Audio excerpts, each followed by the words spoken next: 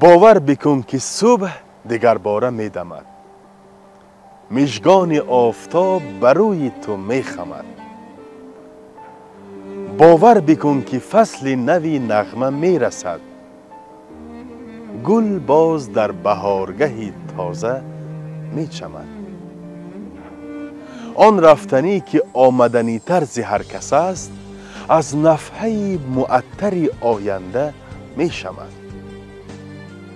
پیشانی فشرده ما باز می شود، ابر از شفق فروزی افلاک می رمد.